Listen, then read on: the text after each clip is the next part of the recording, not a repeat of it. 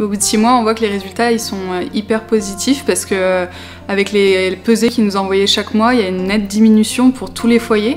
Donc ils étaient 20 impliqués et pour les 20, il y a une diminution donc plus ou moins importante suivant de l'endroit où ils partaient au départ, parce qu'on avait des familles, certaines qui étaient déjà dans une démarche zéro déchet, mais globalement ils ont diminué entre 40 voire jusqu'à 80% de leurs poubelles ordures ménagères, donc c'est une réussite totale. Pour la famille qui produit le moins de déchets, on estime que dans une année, chaque personne dans ce foyer va produire que 3 kilos par an, par habitant.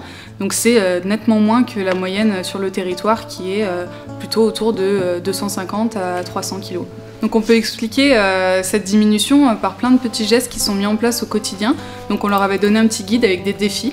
Donc chaque mois ils sont mis en place en fait ils sont donnés des défis.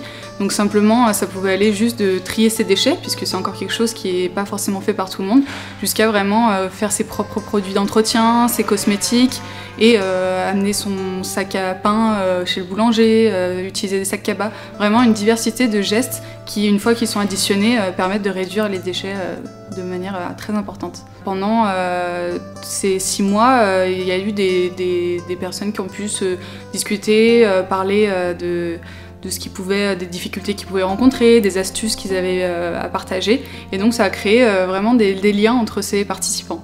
Et l'idée de ce défi, c'est qu'il continue par la suite. Donc là, c'était 6 mois pour un peu impulser la démarche, mais c'est vraiment le fait de diffuser après que ces familles-là soient des références pour d'autres familles, qu'ils en parlent à leurs amis, à leurs voisins, même à leurs familles plus proches, et que ce défi-là se diffuse sur tout le territoire.